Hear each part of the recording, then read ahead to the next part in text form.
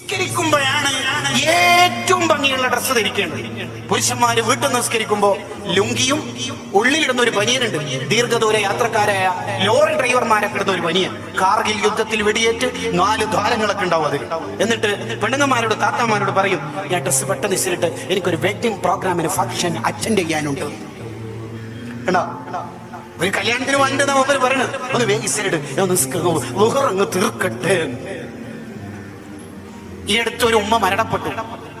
ആ ഉമ്മ മരണപ്പെടുന്ന സമയത്ത് അല്ലാ എന്ന് ഉച്ചരിച്ച് സംസം വെള്ളം കുടിച്ചിട്ടാണ് വഫാത്താവുന്നത്.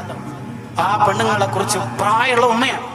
അന്വേഷിച്ചപ്പോൾ മരണരോഗത്തിൽ കിടക്കുന്ന എല്ലാ ദിവസവും 10 ജുസു ഖുർആൻ ഓതും.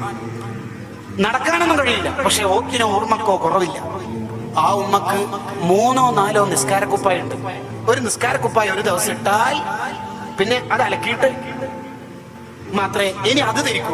വേറെ നിസ്കാരക്കുപ്പായം ഉണ്ടാവും. ഇത് നമ്മുടെ ഉമ്മമാരുടെ നിസ്കാരക്കുപ്പായം കരിമ്പം കുത്തി ഡിസൈൻ ചെയ്ത് ചിക്കൻ റോള് ചുരുട്ടി മുതൽ ചുരുട്ടിയിട്ടുണ്ടാവും. അതിൽ തന്നെ മനസ്സിലാവും നമുക്ക് ഈ നിസ്കാരത്തോട് ബഹുമാനം ഉണ്ടോ ഇല്ലയോ എന്ന്.